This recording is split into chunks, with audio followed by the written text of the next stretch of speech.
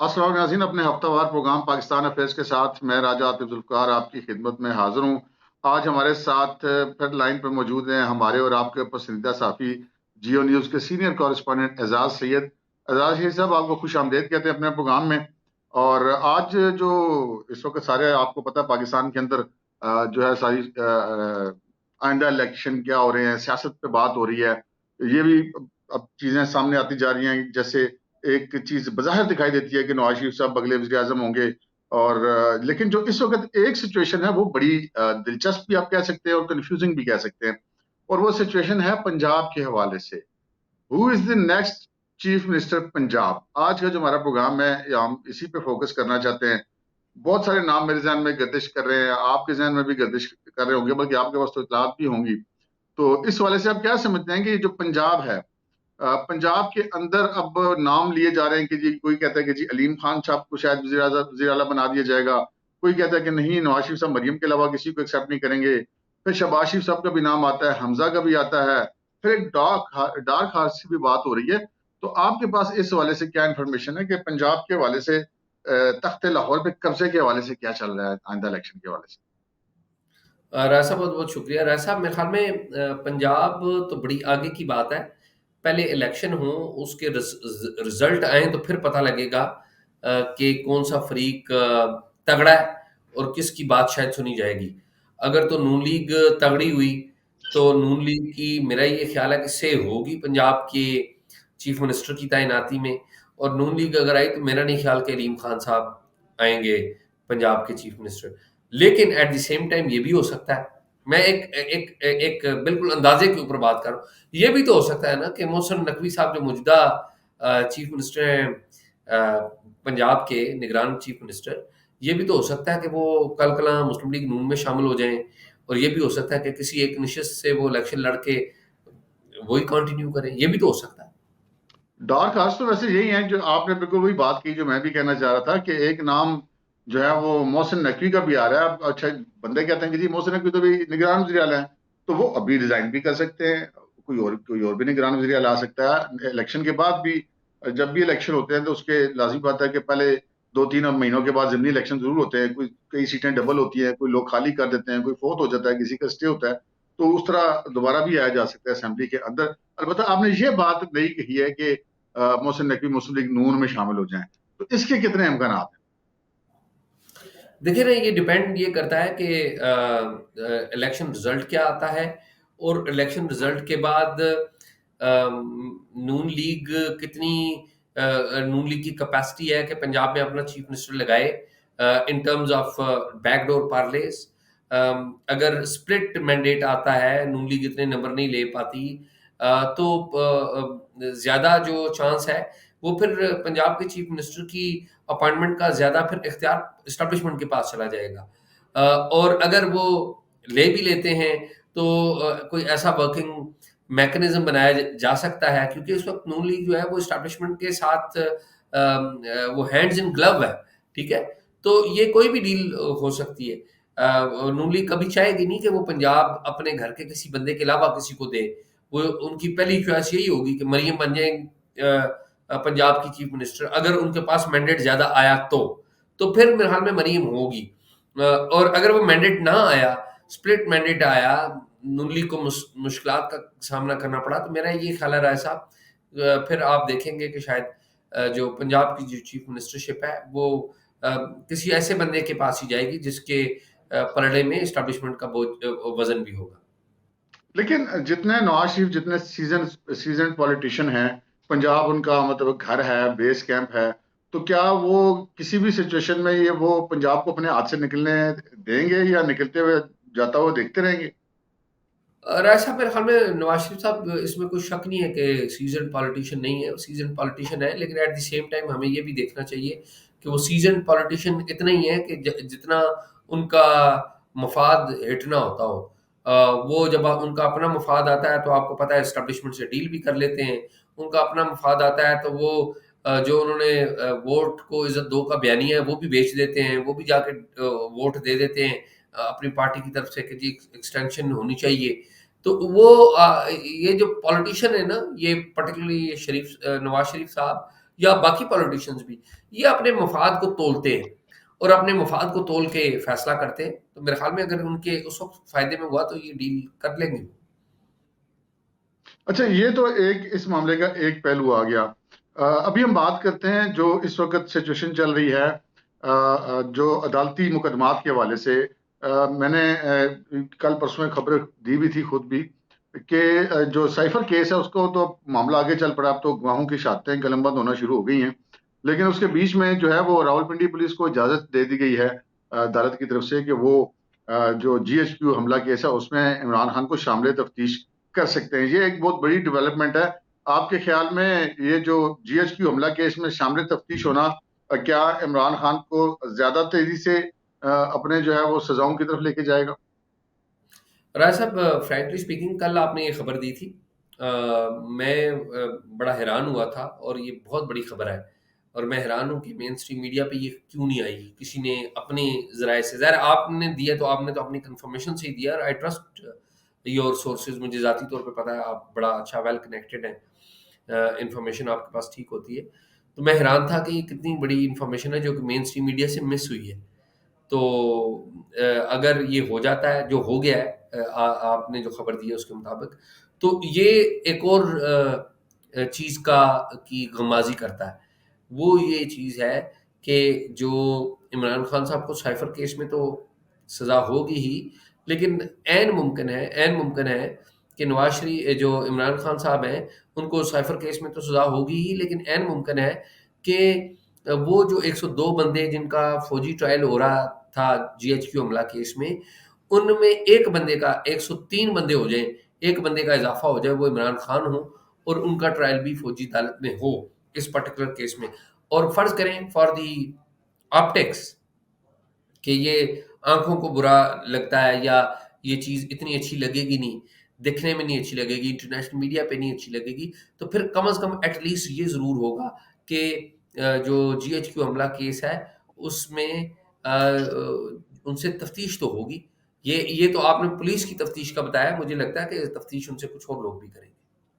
हाँ, यकीनी बात है, हो सकता है उनके साथ कुछ और भी लोग हैं, लेकिन शायद साहब एक चीज हमेशा याद रखनी चाहिए। हम ये जो बात करते हैं कि फौजी ट्रायल होगा या नहीं होगा, लेकिन ये हमें ध्यान में रखना चाहिए कि जुल्फकार अली भुट्टो को जिस केस में सजा हुई थी वो फौजी ट्रायल नहीं था। और फौजी ट्रायल जी, करके ठीक दी गई, बात तो जब है। ये ठीक सजा बात है। होनी होती है तो वो किसी भी मुकदमे में हो जाती है। ये ठीक बात है। ये ठीक बल्कि बात है, फौजी लेकिन मैं ये फौजी कह रहा ट्रायल हूँ में तो बल्कि GHQ। फायदा होता है, अगर बंदे को रिलीफ मिलना हो तो तब भी जल्दी मिल जाता है, और अगर सजा होनी हो तो तब भी जल्दी हो जाती है। तो बाकी बाहर तो यही मारा तो जाते हैं, घसीटने वाला काम ज्यादा हो जाता है बगैर फौजी ट्रायल के आम अदालतों के केस जब चलते हैं। ऐसे ऐसे ही आप ठीक फरमा रहे हैं, लेकिन मेरे ख्याल में ये एक बड़ी डेवलपमेंट है। इट्स रियली बिग डेवलपमेंट अच्छा, कि दिलचस्प अगर बात ये यह है कि लाहौर पुलिस ने भी दरखास्त दी थी कि हमने भी शामिल तफ्तीश करना है 9 मई के मुकदमात में, लाहौर के मुकदमात में। लेकिन उसमें हमारे जराये ने बताया कि कोर्ट ने कहा कि नहीं, ये पहले पिंडी वाले कर ले तो उसके बाद फिर आप कीजिएगा। तो ये दरखास्तें दोनों तरफ से आई हुई थी, लाहौर से भी आई हुई थी और ये पिंडी से भी आई लेकिन ये याद रखें, इब्तदाई तौर पे अभी ये मुकदमा पुलिस वाला है। जो मिलिट्री हुई। कोर्ट वाला मुकदमा ज़ाहिर है वो अगले स्टेज पे आ सकता है। ज़ाहिर हम्म। है, देखें ना, वो 3 कैटेगरी के केसेज़ हैं GHQ हमला केस के। एक वो हैं जो फौजी अदालत में चलाए जा रहे हैं, दूसरे वो हैं जो एंटी टेररिज्म कोर्ट में, और तीसरे वो हैं जो कि सिविल अदालतों में चलाए जा रहे हैं। तो ये या तो उस ATC वाला केस है, मोस्ट प्रोबेबली वही होगा, और या फिर ये सिविल अदालत वाला है जिसका होने का इम्कान कम है। लेकिन इससे एक स्टेप आगे भी है ना कि फौजी अदालत वाला केस, तो देखें वो उसका क्या नज़र आती है चीज़ें। हाँ। अच्छा, एक बड़ी दिलचस्प बात यह है कि इमरान खान साहब के जो मुलाकाती हैं उनमें तो बस वकला ही बाकी रह गए हैं। फैमिली के अलावा तो वकला ही मिलते हैं, बाकी पार्टी लीडरशिप है तो उनसे मिलता कोई नहीं जाके। लेकिन जो वकला की लिस्ट जारी की गई है कल अडयाला जलुकाम की तरफ से, उसमें कुछ 10 वकला के नाम शामिल हैं। और ये कहा गया कि ये बेसिकली 12 थे और उनमें से 2 वकला के नाम इमरान खान ने काट दिए कि वो उनसे नहीं मिलना चाहते। अब ये मतलब स्पेकुलेशन हो रही है, लेकिन जो उसमें मशहूर जो 2 नाम गायब हैं वो उन्हीं के बारे में बंदा अंदाजा कर सकता है। एक तो बाबर वान साहब का नाम गायब है उस मुलाकातियों की लिस्ट से, और दूसरा वो जो पंजोथा बरादरान है उनके नाम गायब हैं। तो आपको क्या लगता है कि ये इमरान खान साहब आप इन लोगों से फासला करना चाह रहे हैं या क्या मामला है? मुझे चूँकि इस मामले का सही पता नहीं, इसलिए मैं कोई तबसरा नहीं करता, लेकिन मेरे ख़्याल में जब कोई बंदा जेल में होता है, उसके पास पूरी लिस्ट जाती है, कौन-कौन से उसके मुलाकाती हैं। तो खान साहब के पास लिस्ट गई और खान साहब ने अपने जिन लोगों को के साथ वो कंफर्टेबल फ़ील करते हैं, उनसे मुलाकात नहीं की। बाकी तो मेरे ख़्याल में ठीक है। तो ज़ाहिर है अगर अगर अगर इन लोगों के नाम काटे गए हैं तो उसका मतलब है खान साहब कंफर्टेबल फील नहीं करते। अच्छा शाह साहब ये बताएं कि अभी जो भी बंदा बात करता है, जैसे नवाज शरीफ साहब के जब आने की बात थी तो लोग ये बात करते थे कि पता नहीं आएंगे नहीं आएंगे, आखिरी दिन तक लोग एक दूसरे से पूछते रहे कि आएंगे या नहीं आएंगे। कुछ ऐसी ही सिचुएशन जो है वो इलेक्शन के हवाले से भी है। तो इलेक्शन के हवाले से भी मतलब बार बार इलेक्शन कमीशन की तरफ से वजाहतों के बावजूद भी जो अंदाजे हैं वो लगाए जा रहे हैं, शकूक व शुबात है, धुंध है। आपको क्या लगता है कि ये इलेक्शन आगे जाने का कोई इम्कान है, या जो इलेक्शन कमीशन ने टाइम फ्रेम दिया है कि जो जनवरी के एंड तक, उस वक्त तक वो कराने में कामयाब हो जाएंगे? राय साहब मेरे ख्याल में इलेक्शन तो अब 28 जनवरी की डेट आ गई है।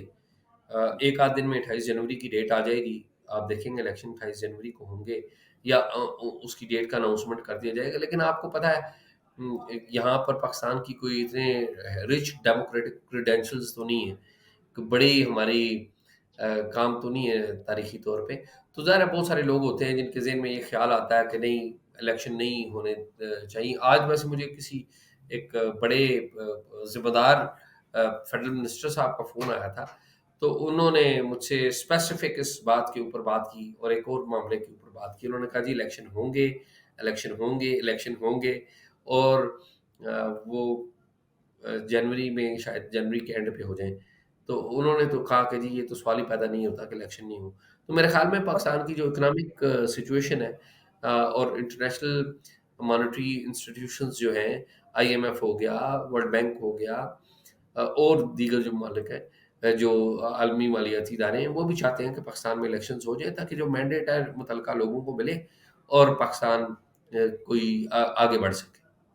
आपकी बात ठीक है। मैं उसमें थोड़ी सी एक चीज ऐड करूंगा कि गलबन कल या परसों नेशनल डिफेंस यूनिवर्सिटी के शुरका से गुफ्तगू की है हमारे army chief general Asim Munir ने, और उन शुरका को जीएचक्यू बुलाया गया था।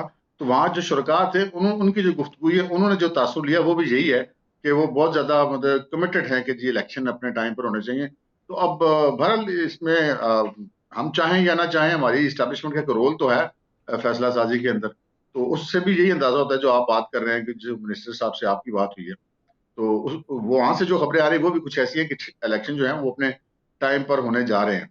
तो आप क्या समझते हैं कि इलेक्शन से पहले पहले ये जो कुछ मुकदमात के फैसले आ जाएंगे इमरान खान के हवाले से? मुझे तो कोई शक ही नहीं है। देखिए 27 तारीख को इमरान खान साहब के ऊपर 27 अक्टूबर को सॉरी 23 अक्टूबर को लगी है, फर्द जुर्म लगी है। जी हाँ। जी हाँ। तो ये अक्टूबर के 3rd वीक में उन पे लगी है। तो आप अगले 9 वीक गिन लें। जो है अब जो इमरान खान साहब हैं उनके ऊपर ज़्यादा से ज़्यादा अगले 8 से 9 हफ्तों के अंदर अ, ये उनकी उन उन उनके बारे में फैसला आ जाएगा और फैसला ओपन एंड शट है। जो अच्छा, केस एक तैयार हुआ है, चलते चलते मैंने केस आपसे एक और सवाल करते चले। मौलाना फजल रहमान साहब से जो मुलाकात हुई पीटीआई के वक्त की, असद कैसर और अली मोहम्मद खान और बैरिस्टर साहब, और उसको पीटीआई के लोगों ने कहा कि जी वो तो वैसे फाते के लिए गए वो थे, लेकिन फिर मौलाना ने उनका पर्दा कोई नहीं रखा। उन्होंने एक जगह पे खिताब करते हुए कह दिया कि जी ये एनआरओ के लिए आए थे मेरे पास और ये मतलब मदद चाह रहे थे, तो मैंने तो उनको जवाब दे दिया है। तो इस ये जो इमरान खान साहब की ये जो मूव है कि सारी उम्र वो जिनको मतलब डीजल डीजल और मतलब जलसों में उनका तमस्खर उड़ाते रहे और सारा कुछ करते रहे, तो आज जो है वो उन्हीं उन्हीं के पास जा पहुंचे और शुक्रिया का पैगाम सुना दिया है उन्होंने कि जनाब वो आपने बात की कि तमाम सियासतदानों को इलेक्शन की ग्राउंड में होना चाहिए और मेरा मुखालिफ अंदर हो तो मुझे मजा नहीं आएगा। तो आप इस मुलाकात को किस नजर से देखते मैं आप तो मौलाना फजल रहमान की बात कर रहे हैं। मैं तो कहूँगा कि ज़्यादा वक़्त दूर नहीं है जब इमरान खान साहब आसिफ अली ज़रदारी साहब को अपना भाई करार देंगे। तो वो खबर भी आप जल्द देखेंगे कि इमरान खान साहब आसिफ ज़रदारी साहब के पीछे-पीछे फिरेंगे। उनके लोग पीछे-पीछे फिरेंगे कि आसिफ ज़रदारी साहब से वो डील कर लें। तो मामला फिर आसिफ ज़रदारी साहब की कोर्ट में चला जाएगा। और याद रहे कि जब इमरान खान साहब के खिलाफ अप्रैल में जो वोट ऑफ नो कॉन्फिडेंस आ रही थी अप्रैल के महीने में, तो हैं? उस वक़्त भी इन्होंने मार्च में फरवरी मार्च में आसिफ अली ज़रदारी साहब से राब्ता किया था। पीपल्स पार्टी से राब्ता किया था इमरान खान साहब के नुमाइंदों ने। और उस वक़्त भी इन्होंने कहा था कि आप हमारा साथ दें, तो उस वक़्त एट दैट टाइम मामला बहुत आगे चला गया था, तो ज़रदारी साहब ने मना कर दिया। यहाँ पे मैं आपकी इस खबर में दो चीजें और ऐड कर दूं कि एक तो ये खबरें इतलात मिल रही हैं कि नवाज शरीफ साहब मरी में थे और मरी में वो कोई सियासी मुलाकातें नहीं कर रहे थे, तो वहां पर जो है वो सदर आरिफ अलवी ने उनसे मिलने की ख्वाहिश का इजहार किया है। वो उनसे अच्छा, मिलना चाहते हैं ये। और दूसरी बात यह है कि इससे पहले कोई तकरीबन आज से 4-5 रोज कबल बुशरा बेगम की तरफ से भी कोई रब्ता किया गया कि जो मिलना चाहती हैं, तो नवाज शरीफ साहब ने उसे इनकार कर दिया था। आरिफ अलवी साहब का मुझे नहीं अभी पता कि उसका इनकार हुआ या नहीं हुआ, लेकिन बुशरा बेगम का इनकार कर दिया। तो ये भी वैसे कोई पहली बार नहीं होगी आसिफ अली जरदारी से भी अगर पाकिस्तान तहरीक इंसाफ मिल रही है। आपको याद होगा, आप तो बल्कि इस चीज के नहीं शायद होंगे, आपको याद है जब चेयरमैन सेनेट और वाइस चेयरमैन का इलेक्शन हुआ था, तो जरदारी और इमरान खान भाई भाई थे और उन्होंने संजरानी साहब को और वो जो दूसरे थे सलीम मांडी वाला, उनको वाइस चेयरमैन बनाया था। तो पहले भी ये एक साथ माजी में भी चलते रहे।